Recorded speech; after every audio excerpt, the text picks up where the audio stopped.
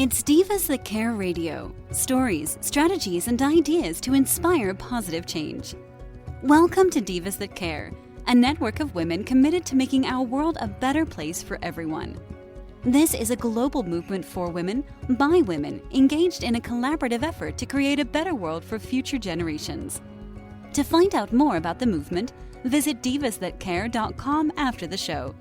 Right now, though, stay tuned for another jolt of inspiration. Welcome to Powering Through Life on the Divas That Care Network. I'm your host, Teresa Sims, and I'm a transformational life coach, an award-winning author, and a multiple #1 best-selling co-author. Each week on Powering Through Life, my guests and I will discuss a special topic that is close to their heart. Together, we will explore the challenges they have faced in life and learn what strategies and tools they have used to power through their lives. So welcome to Powering Through Life.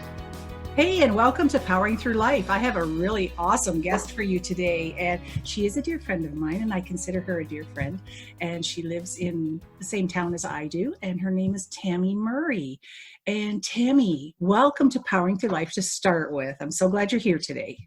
Oh, thank you for having me, Teresa. This is lovely. Yeah, I've been looking forward to this one for a while, and I'm glad you agreed to it. And would you please give us a background on yourself for our listeners today? Well, as you said, I am a born and raised Woodstonian, so I'm a small town rural girl. But I think, growing up in a rough part of town, in the town of Woodstock, but from an academic perspective, I guess I could speak more freely. I am a social worker, so I have a master's degree in social work. I also have an honors degree in social work, as well as a child and youth worker diploma. And I've been social services for, I'm like dating myself, for about over 30 years. So I do a great deal of counseling and work focus, as you know, a lot on cognitive behavioral therapies and those types of things, psychotherapies, those types of things. And I happen to also own a private practice here in Woodstock called Diversity Counseling. But my history is actually working in mental health. I spent about 15 years working for London Psychiatric Hospital. And so I worked a lot in mental health. And then after leaving medical social work, I actually worked for the Canadian Armed Forces, an organization called Military Family Resource Center for Southwestern Ontario. And I was what they call a family liaison officer. So I worked primarily with the families of the fallen. In 2018, as I said, I left working in London and commuting for 30 years and opened a private practice here in Woodstock, Ontario. So I am also a proud mother of two beautiful girls. One is 16 and one is 12. And I'm a single parent, but co-parent effectively, I believe, with their other parent as well. So I have to brag about them a little bit as well. So. Well, why not? They're absolutely fantastic girls, for sure. Yeah. I like the topic we're going to be discussing today. It's survivor's guilt, life after the loss of a loved one. And I know this has affected both of you and I very personally, and a lot of other people. So we know we're not alone in this situation. Yeah. Can you describe what survivor's guilt is for us? I can. I might backstep a little bit and just tell a little more of my story and why it's relevant both for me personally and professionally, because I want to make sure I touch base on both of those things. Yes. So in 1991, ironically on my 21st birthday, making poor choices, I fell asleep at the wheel driving a car, and I hit several things and landed on a tree, and was very, very lucky to survive that and continue my journey, obviously finishing school and doing what I needed to do. And 3 years later, bizarrely, my brother, Larry, did the exact same thing. He had been out and he drove home in the middle of the night and had a very similar car accident, fell asleep at the wheel. Unfortunately, he did not survive.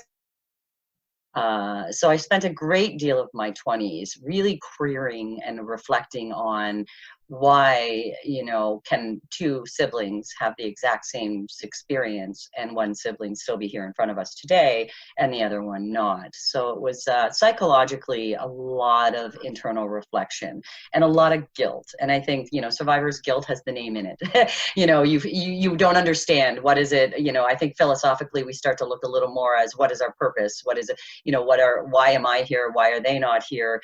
As well as we also resonate in the guilt of the loss of the person who isn't here, and kind of reflect on maybe it should have been me, and why wasn't it me? Yeah. It can be an interesting psychological game that we will play with ourselves, let alone that we go through anyway. As we know, guilt is one of the processes of grief. So I think after the experience, after my car accident, I'll be honest, I never thought of it. I was like, oh, yay, I'm good to go. I'm not overly damaged. I have a few, scars that I can continue to see, but nothing that's going to debilitate me for the rest of my life. So I just moved through it. Life went on, bounce back, be resilient like we are. And then I think in 1993, when Larry died, it really, that whole survival aspect of my own accident. And, I really didn't think about it a whole lot after I healed. After the physical scars were gone, I was like, okay, let's move on. Let's put it in the past, because if I focus on it, I'm just going to focus on negative and guilt and shame. And I think once Larry died, through his accident, it really forced me to be more self-reflective and look at what is, what was the incident and what was my role in it, what was my responsibility, but also reflecting on, why am I still standing here and why is he not? So I think that guilt. Yeah, I think that's a long explanation, but I think there is to have that backdrop is helpful, just to understand, that association. And the other ironic is that he is my only full biological sibling. That also makes it very, very difficult, doesn't it? And, it's one of those unexpected deaths and unexpected situations that occur. And what did you decide? Sorry, what did you decide was your answer? Or did the answer come to you why you were still here and he was not? Oh, that journey still continues some days, I will tell you, it was prompting factors for me to continue my academics. I felt I had an obligation. I think that's where the guilt really motivated me. I felt I had an obligation in this, that I had to, I couldn't take this time for granted. And certainly in my 20s and in my mid 30s, it kind of burnt me out, to be honest with you, because I really, I felt it was my obligation to of my time, and not take any of that time for granted, considering that, I'm lucky to have it, in reflection. And so I think that was, in some ways motivating and in other ways debilitating, if it's, a very interesting oxymoron there, because I think in some ways to be more of a service orientated person, not that I always wasn't, but I think it was, certainly more reflection of what am I doing for society? Not just for people, but for society. I think it took a big look from a different lens, which is something I pride myself in doing more in this day and age. But for certainly in that recognition, I think it reflected more on what was my purpose, and I don't think, in our 20s, we don't really think of that a whole lot, right? Sometimes our purpose is just getting out of the house, getting a life, and getting done college. And it really gave me a pseudo-mature lens of, what is philosophically my purpose in this world versus what is my purpose in it as an individual, and what can my contributions be. But again, in retrospect, it also put me in a place where I was probably doing more for other people than I ever was doing for myself, which I, as we've talked about, is a fabulous avoidance technique to coping with it. The types of things that we need to cope with when it comes to grief, like, the anger and the acceptance and those types of things. Yeah. So I think in reflection, that would probably be, from a positive side, I think it was, it was good to give me a better philosophical perspective. It took me outside of my own ego, if I could be frank. On a negative side, I think it took me too far outside of my own ego in some ways. And it took me, and I'll be honest, it was when I had children that I started to pull back that, that I said, I am, I wasn't reflective of, I didn't even realize it actually, until I had kids and went, how am I spending my time and energy, and how do I want to spend that time and energy moving forward? Well, exactly. We need to be, I've been discussing that with a few other people this week. And, we talk about the list we're supposed to be on. And from me, I was always no, I wasn't even on the list, I don't think, originally. And then I put myself on the list, but I still didn't really understand everything that was happening. And after my car accident, that was a total awakening. Like you say, it's you don't understand why you're here. You don't understand why you're alive, because I really shouldn't have been.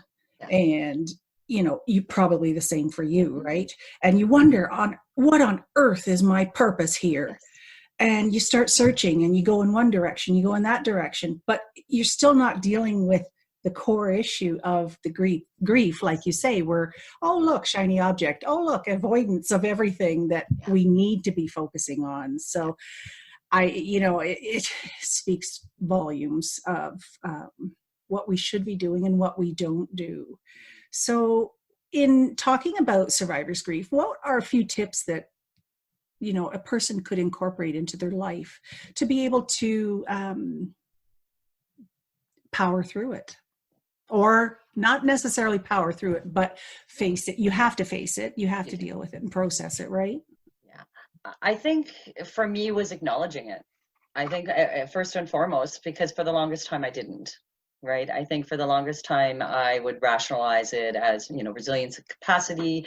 And I think if we could just recognize it and resonate in it and value that there is grief, and that we are deflecting and we are avoiding, and sometimes we need to resonate and appreciate. And I think for me, a great deal of that avoidance was really a lot of that avoidance was anger at myself for, it was anger at my brother, and so I think it was, how do you move through that to that phase of forgiveness for yourself, and the phase of forgiveness for the other, for the loss of the other person, right? I think for a long time we get stuck in that, especially if there are, self-reflective reasons, meaning in some ways you were somewhat responsible for that accident, if I could be frank.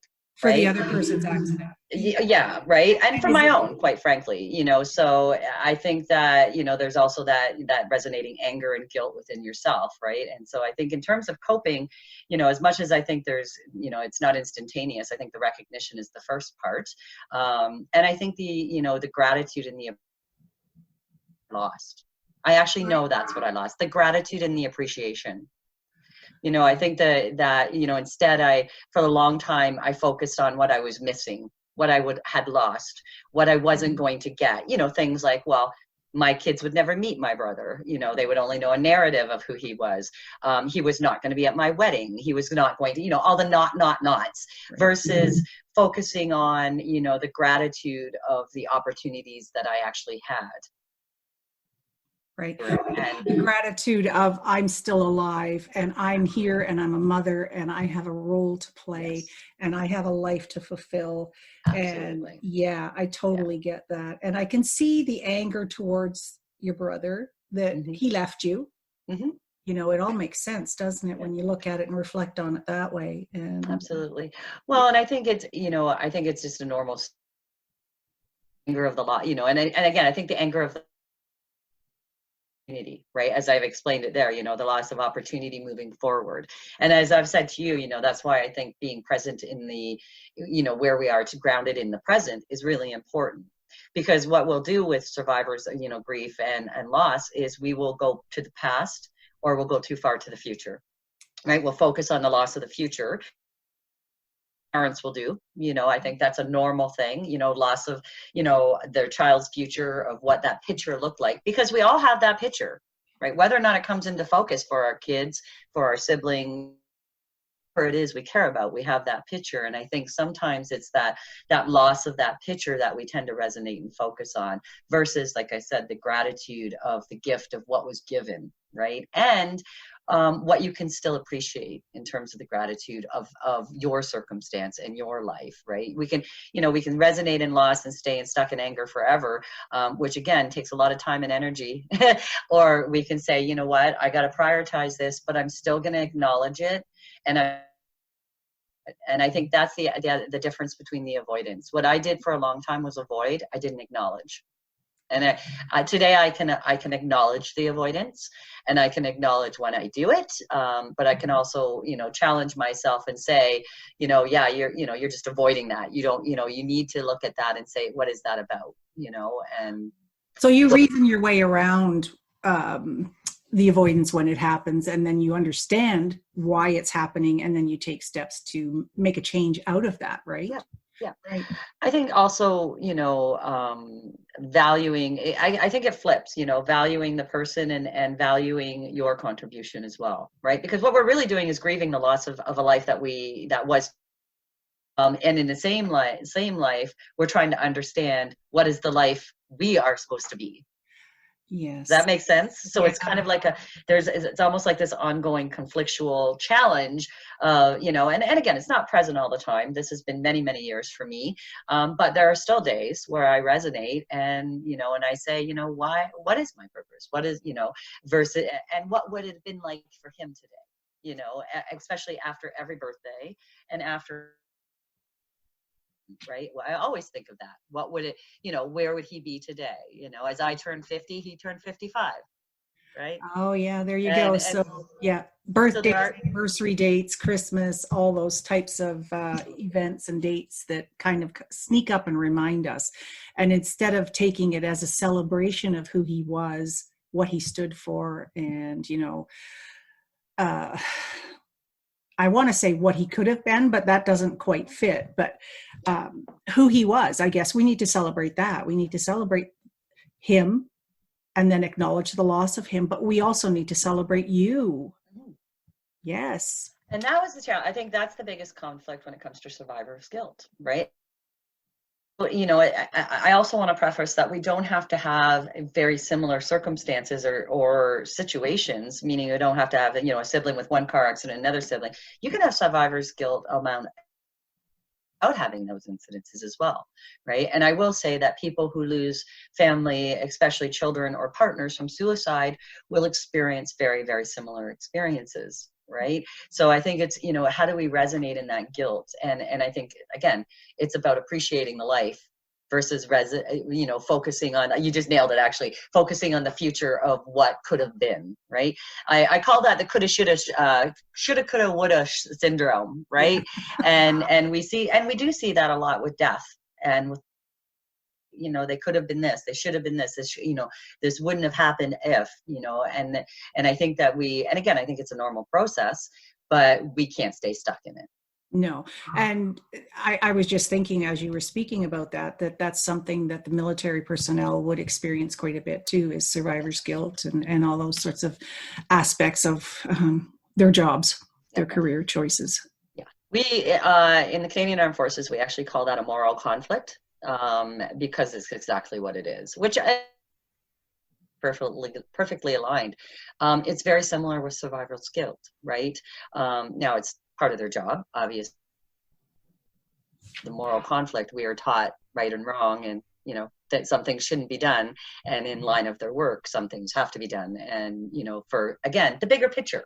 Right. And I think that that's also the, that piece where I say, if we can kind of step outside of ourselves and outside of that ego need that I think we have, you can see things a little differently. And it's a very, very difficult thing to do sometimes. I would agree with that totally. And I know for me, as you know, it took me a very, very long time to be able to step out of that and acknowledge what's gone on and recognizing what was happening in my own world and in my little bubble, I guess, if you want to put it that way. Some of the, and I want to legitimize, I think when we experience grief and loss, that is where some things like anxiety and depression come into play. So I don't want to minimize some of that as well. I mean, there is some legitimacy to that we have to work through. And usually it's beyond working through some of that is where I'm kind of looking at around whether or not it's survivor's guilt or, just grief, loss, and acceptance overall, right? Right. I mean, they're very aligned. I just think that we tend to, certainly beat ourselves up a little more when it comes to survivor's guilt. Oh, absolutely. Because you just don't understand what the big picture is. And maybe it's not for us to really understand that big picture. But there's something to celestial prophecies, right? Mm-hmm. You put something in the universe and there's a perspective of, it's there for a reason, and who knows, right? But and I think for some people, I want to give credit. It certainly wasn't a way for me, but I think faith can also be a component for people. I think depending on your faith and what your faith is, there can be, that aspect as well to support kind of the coping and whether or not it's people who feel spirituality that, there's life after death, or people who, you know what I mean? And I never like to box anybody in. I tend to, look at things that, people are with us, whether or not it's memory and or, in universe. And so I think there's comfort in that as well. But again, I think it's fair because there are a great deal of people who will get support through spiritual guidance, through loss, grief, and death. And typically those are the resources as well that are available because, that's, kind of the support systems that can be made available through economical resources. But for is stuck, not getting stuck. And I think the coping is acknowledging, for a lot of people, I just acknowledge or the grief, and how do we move through it, and how do we appreciate it and value it? If I don't want to devalue that what somebody's experience is genuine to them and to their story. Right. How does one go about going through the gratitude and the appreciation of guilt? I understand the recognition of it. Mm-hmm. Well, I do understand all three, but I mean, please explain. Well, I think a big piece of it is after the recognition is valuing it, right? And identifying it. I'm a big cognitive behavioral therapist, so me, I'm all about thought processes. So, when we're thinking in those realms, I want to challenge that. I want to challenge, is it all negative thinking? Is it catastrophizing thinking? What are the tools that we're using to, either resonate in it or move through it? Right. And I think the big thing is recognizing that, that we can move through it. The challenge, the other thing that I think we're not of how other people react to our grief.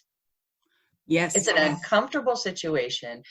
Some people don't want to talk about it. Some people want, avoidance is a tool that we access for grief all the time.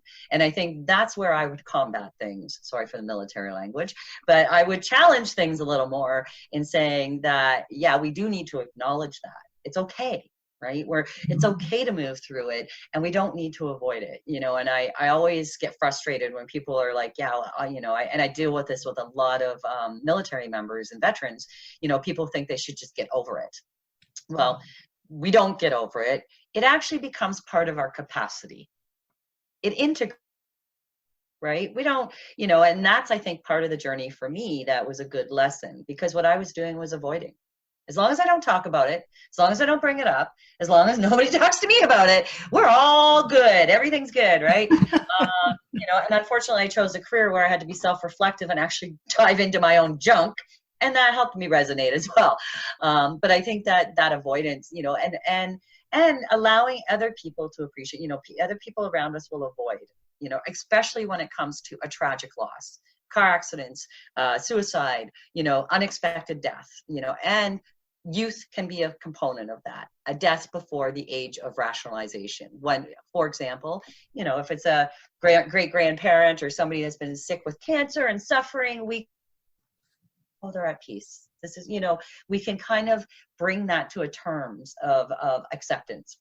When it comes to a youth, a car accident, a suicide, there is no realm of rationale of acceptance. It's like, it shouldn't have happened, it's wrong, and it goes against all the norms we know. So part of that is, also just acknowledging that and recognizing that, no, this should not have happened. And yes, this is tragic, and it's okay to acknowledge it that way, but people will avoid it.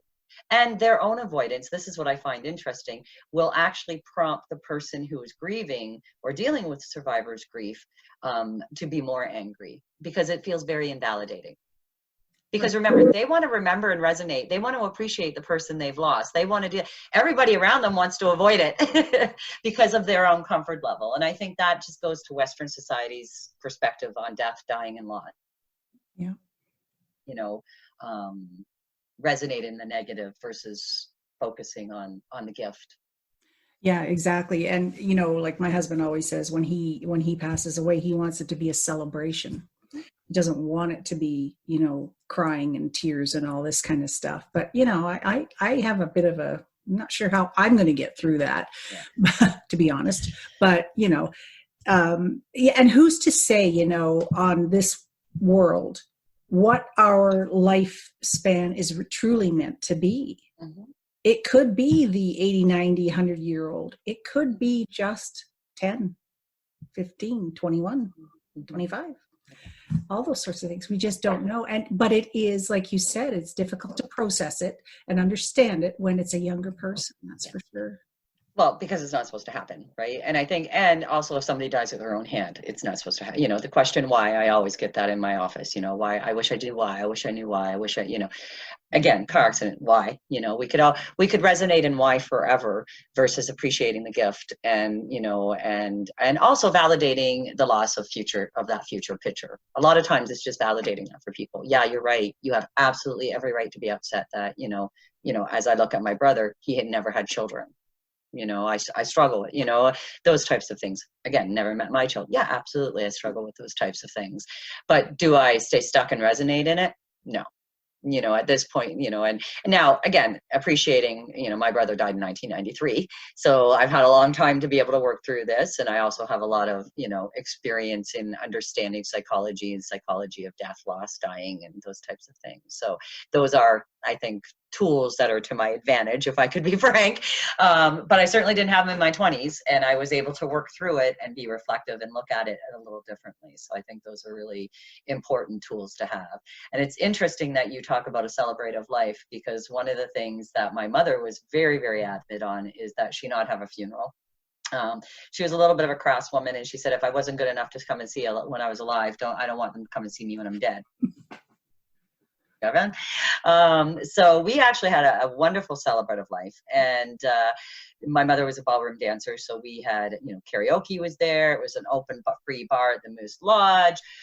We had a PowerPoint presentation. People told stories, and ironically, my children were quite young at the time. My mother passed in 2010. And their only reflection of loss, death, and dying is my mother's celebrative life. So when people die, they actually want to go to their services because they think it's a party and they think it's a celebration.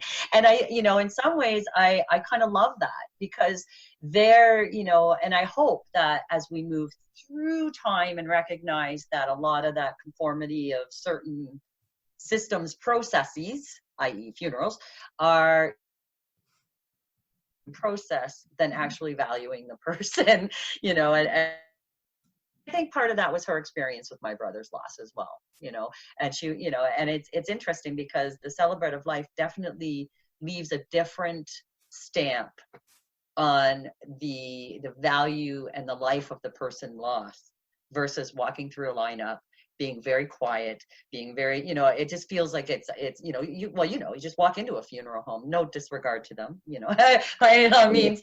But it, you know, you walk in and you can just feel that there's a conformity of a sense of, you know, I don't know, boundaries, right? That you know, and with a celebrative life, it's very different. Yeah, it's you have to behave a certain way when you walk into a funeral home because everybody's expecting you, you know, and I always feel like I'm on display when I'm not the one that's, you know, on display. However, and you know that when my mother passed away last fall, the nursing home had a beautiful celebration of her life and the other members in the home that had passed away that year. And it was a beautiful thing to experience. It was sad, but there's different circumstances around that, however. Yep. But it actually helped me to gain some peace towards her loss. And, you know, I'm just, like you said, you know, before, I'm grateful that she was in my life for the short amount of time she was. Mm-hmm. And that was fantastic. And being able to take a different perspective on the grief is good. Yeah. Very helpful. Well, I think, and again, if you study grief and loss and, you know, those types of things, you'll see that culturally it is part of society cultural value. Right. And, you know, if you look at indigenous, services, or processes, if you look at, you know, different cultures, you'll see different aspects of, you know, dealing with death, dying, and loss and survivor's guilt. Right. And, and I think that we have, it's almost like we've plagued it as this, you know, this conformity of sadness and of mourning. You know, and all you have to look, you know, all you have to do is meet a Greek grandmother who has lost her partner, and you'll see her in black for a year. Do you know what I mean? Like, I think there's value just to appreciate and recognizing that, but also just, you know, I always say to my clients or to people I know, sometimes we need to acknowledge loss before loss has occurred. Oh, that's important. Right? I think sometimes because we will be so avoidant, right? And especially when it comes to, you know, older you know, one of the things I have to appreciate is you know, as much as it was, you know, very difficult, to have crucial conversations or those difficult, and I think a lot of people will avoid that. So I was able to acknowledge he's dying. He was able to say, yes, I'm dying. And, you know, we were able to acknowledge if I could be frank, the elephant in the room. Yeah. And I think that we don't do that, right? Well, and again, I think part of this is society, social stigma, norms.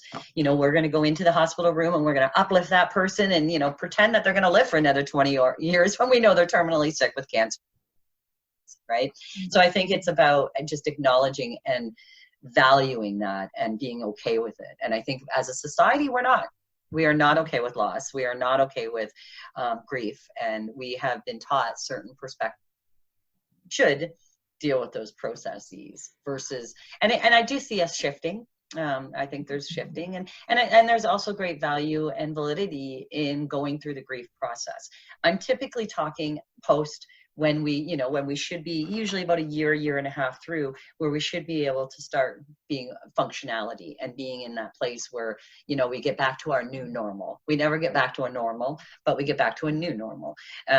You know, and I have worked with people who have stayed stuck in that place for much longer, and it's very unhealthy, very debilitating, and it can become, it becomes very, depression and clinical challenges. So we have to be, I think that's the conscientious and recognize, hence the acknowledgement.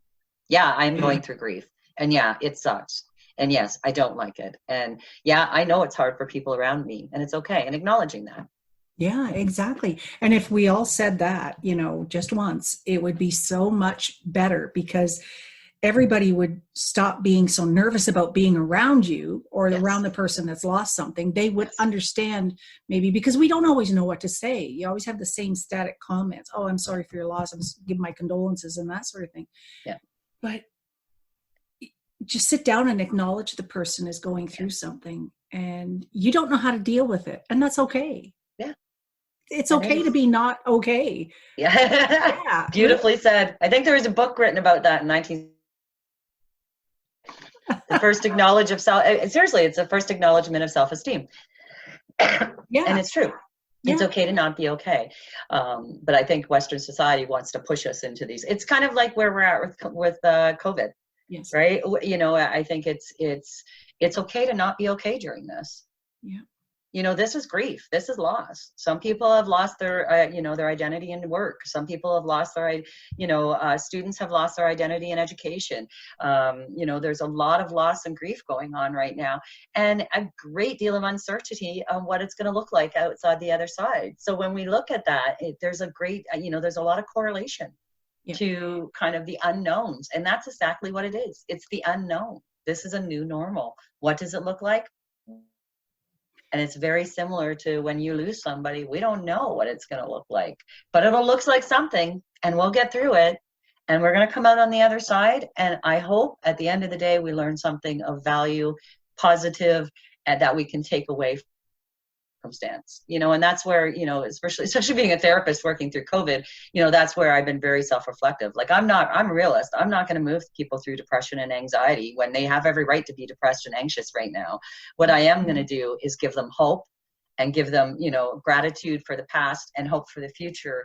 And let's stay present as much as we can where we are and grounded, because we have a lot of unknowns and we don't know where that's gonna come out. And we could catastrophize and fortune tell until the cows come home. But if I could do that, with all due respect, I would have been winning the lottery last week. Yeah, the big one. Oh, I think we would have purchased a ticket together. Well, so I think in the long and short of it, there's no real right or wrong answer. No. And I think that's, you summed it up. It's okay to be not okay. It just depends on how long we're not okay for. Yeah. And I have a friend that always says it's okay to not be okay today. Yes. Tomorrow will be different. Exactly. If we try to make it different. And that's, Absolutely. We just need to recognize, like you say, go through those three things: recognition, gratitude, and appreciation. And we can get through. We are stronger than we think we are in a lot of cases, and we're more resilient than we believe we are. Yes. And, it's just, we need to dive deep into something that's inside of us and pull it out and just, say, I am okay today, but we'll see what happens tomorrow. Yeah. And if I'm not okay tomorrow, it's okay. Yeah, exactly. Because I still have the next day. As long as we're not, like I said, stuck in that. And that's, my gauge, as in clinically, is if you are, if the grief and the loss is going to debilitate you to a point where you're not functioning, then that's when I get a little worried, right? And that's, and again, it's okay for one day, but it's not okay for every day. Yes, like months and months. Yeah. And again, I think that's where we get into more of that mental health, there's usually something else going on beyond the grief, right? Usually, grief typically doesn't, turn into clinical depression. It's usually something that is already symptomatic there, and the grief and the loss has triggered something else, right? So, yeah, the catalyst for it. So yeah. Well, that's I do a lot of memory books with people. I always encourage people to do storylines, because again, sometimes their storylines of the loss is different than the reality, right? Yes. And so sometimes, especially for younger kids, if people are looking for tools, great. We're away from pictures now. In the day, I used to do photo albums and get people to write things out. But things like that to just memorialize people as well. And I mean, nowadays we have some amazing tools. There are things like, necklaces. You can plant a tree. You can have somebody made into a tree. There's diamonds. I think, you can have people made into a diamond. There are so many ways now, I think, to memorialize and to look at how we cope differently now with grief, loss, and bereavement. Right. Yeah. And that's all great information. Tami, thank you. Thank you so much for sharing this with us. I really do appreciate it. And I think it's a perfect timing for this with everything that's going on in this world. Mm-hmm. And so it's okay for all of us to not be okay today. Absolutely. Let's see what tomorrow brings and try something new tomorrow. It might bring you out, and just have a video call with somebody, right? It brightens your day. It's fantastic. Well, and me, I always recommend gratitude journals. I always recommend gratitude apps. There's a lot of apps out there. People nowadays, you can find anything on the internet. So if you're not sure, go to Play Store. And there's also actually apps that will help you move through grief and bereavement as well. Yes. I've tried a couple of those, and they're actually very good and very meaningful. Well, and again, I think it's a safe place to check in and not feel like because again, we will also protect people around us, right? Yes. I remember one of the things after my brother died, I could not have a conversation with my mother about it for years. Yeah. And because I was so uncomfortable with triggering her grief. Yeah. So just again, acknowledging that. And so sometimes if, I wish I would have had an app back then, right? Just to have someone to kind of do that too. But there's lots of resources.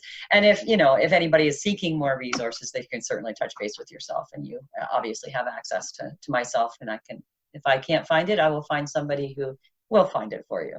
Absolutely. And that's the beauty about this whole thing, is we're sharing not only our wisdom, but our knowledge as well. And if there's someone out there that needs to get in touch with either Tami or I, please do. We'll have the links, and we'll have all the, all Tami's information included. And she's brilliant. Get in touch with her, get some more information. And she's also modest there. So brilliant. Oh my goodness. My kids would love to hear that. Can you say that again? I just need to get my kids out here. Well, we have it recorded, so that's good. Remind them. Perfect. Well, thank you very much, Tami. I do appreciate you being with us on Powering Through Life today. And I think I'd like to have you back again, because there's a couple other subjects I think we could touch on. Perfect. Yeah, absolutely. That sounds fantastic. Thanks very much. Thanks, Teresa. I appreciate it. Thank you, everybody. Bye now. Take care.